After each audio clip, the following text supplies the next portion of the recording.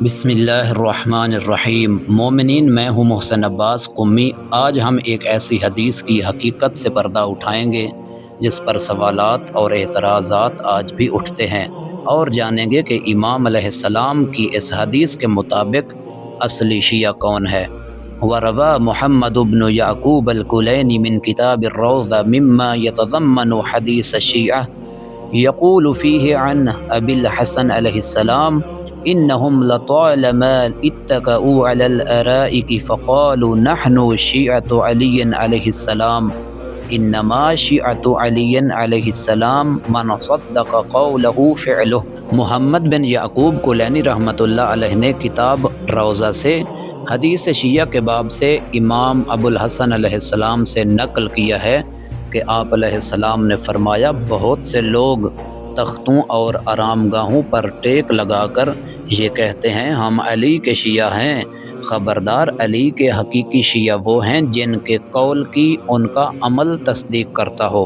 گویا امام علیہ السلام نے تخت پر بیٹھنے کو ایک علامتی اشارہ کے طور پر استعمال کیا ہے۔ ویسے تخت پر بیٹھنا کوئی مذمت کی چیز نہیں کہ یہ لوگ صرف زبان چلاتے ہیں، قربانی اور عمل کی سختی ان کے حصے میں نہیں، لیکن جب جہاد، اطاعت، قربانی یا عملی ذمہ داری کا وقت آتا ہے تو پیچھے ہٹ جاتے ہیں، لیکن کہتے ضرور ہیں کہ ہم اہل بیت کے شیعہ ہیں۔ مومنین، سلمان فارسی دور سے آئے، عمل اور اطاعت سے حقیقی شیعہ بنے۔ ابو ذر کمزور اور غریب تھے مگر تقوی اور حق گوئی کے باعث حقیقی شیعہ بن گئے۔ اہل کوفہ قریب تھے، لفظی دعویٰ ضرور کیا لیکن عمل میں ناکام رہے۔ دور والے اس وجہ سے کامیاب ہوئے کیونکہ ان کے قول اور فعل میں تضاد نہیں تھا، اور قریب والوں نے فقط دعویٰ کیا مگر عمل کے نزدیک تک نہ گئے۔ فرض کریں کوئی شخص یونیورسٹی میں ہے، وہ بار بار یہ کہتا ہے میں بہت اچھا سٹوڈنٹ ہوں، میں پروفیسر کا سب سے قریبی شاگرد ہوں، لیکن جب امتحان آتا ہے تو نہ اس نے پڑھائی کی، نہ کتاب کھولی، نہ سوال حل کیا۔ کیا سمجھتے ہیں کہ صرف نام اور دعویٰ کافی ہے یا اصل پہچان اس کے عمل سے ہوگی؟ امام یہی فرما رہے ہیں، شیعہ ہونا ایک اعزاز ہے، لیکن یہ اعزاز صرف دعوے سے نہیں بلکہ عمل اور اطاعت خدا سے ملتا ہے۔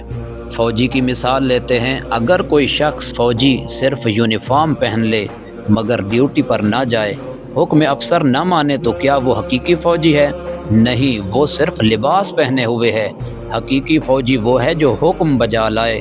اسی طرح صرف ظاہری نسبت شیعہ کافی نہیں، عمل ضروری ہے۔ اہل کوفہ کی مثال دیکھ لیں، کوفہ والے کہتے تھے ہم علی کے ماننے والے ہیں، لیکن کربلا کے امتحان میں وہی یزیدی لشکر میں نکل آئے۔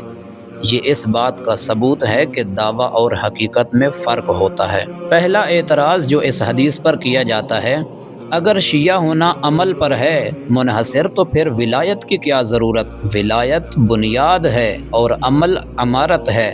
صرف بنیاد ہو تو کوئی گھر نہیں بنتا، صرف عمارت ہو مگر بنیاد نہ ہو تو وہ بھی گر جائے گی۔ ولایت اور عمل ایک دوسرے کے بغیر نامکمل ہیں۔ دوسرا اعتراض، اگر عمل اصل ہے تو پھر محبت اہل بیت کی کیا حیثیت رہی؟ جواب یہ ہے، محبت اہل بیت انرجی ہے، عمل اس کی روشنی ہے۔ محبت کے بغیر عمل بے روح ہوتا ہے، عمل کے بغیر محبت بے ثبوت ہوتی ہے۔ دونوں لازم اور ملزوم ہیں۔ مومنین، لہٰذا ہم سب کو دین اسلام پر عمل کر کے اپنے وقت کے امام کی خوشنودی اور زینت کا باعث بننا چاہیے۔ ویڈیو اچھی لگی ہو تو ویڈیو کو ضرور شیئر کریں۔ میرے چینل یوٹیوب نور کربلا کو ضرور سبسکرائب کریں، اور اگر کوئی سوال ہو تو کمنٹس میں ضرور لکھیں۔ اللہ حافظ۔